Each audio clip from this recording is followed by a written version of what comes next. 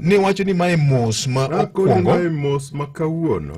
Kawuono en higni 15. Nyaka no bed katiba. Nyaka na bedo gi katiba, yani promulgation, ting'e malo mondo wakoni mako rechikwa, pend chikwa, manyicha watiyogo chakoro wang'ielo oko. Erokamano.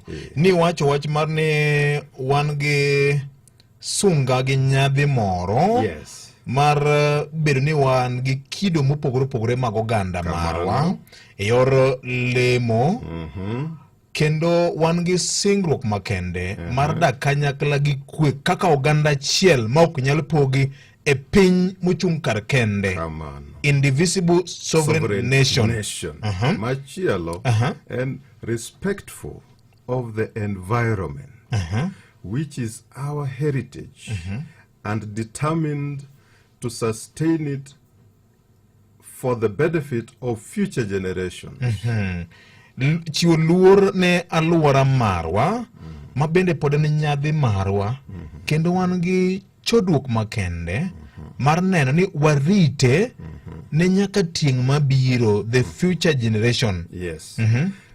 Recognizing the aspirations, I think we need, committed to nurturing and protecting the well-being of the individual, the family, communities, and the nation. That's a commitment.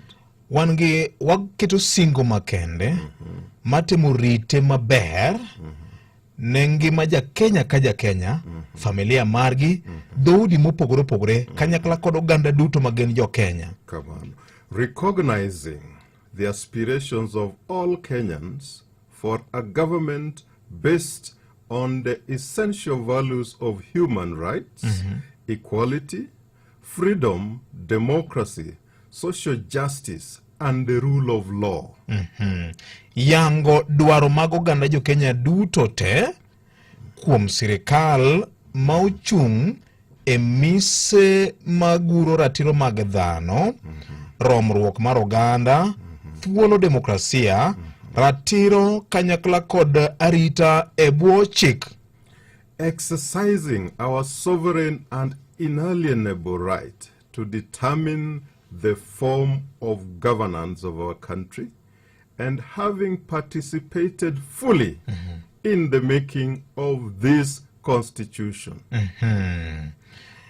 Bedo ni wan gi teko mar tayo wechewa, gi ratiro mok nyal mawa, inalienable right. Yes. Mar yango kit telo mawadwaro, to waduto te wawuok oko e wuodh loso katiba ne, kawe, kete tim, kendo miwa katiba ne, manyalo konyo rito wa kaka jo Kenya, kata ne tieng' mabiro.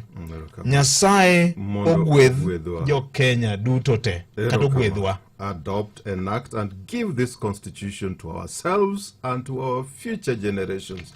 God bless Kenya. Mane alam kata jo kopere, kata jo SDA, dinde duto te. Kawuono, mane alam wachiogo mokwongo. Koko wachako ng'iyo to koro wasewuotho kode nade. Kech masingo mar jo Kenya. Masingo mar jo Kenya. Masingo mar jo Kenya. To kendo ing'eni VOJ ichake mabor. Kendo kata weche mineno kikelo mag kor pinje koni gi koni. Gin weche mawuok kendo e singo to gi chik pend chik mantiere.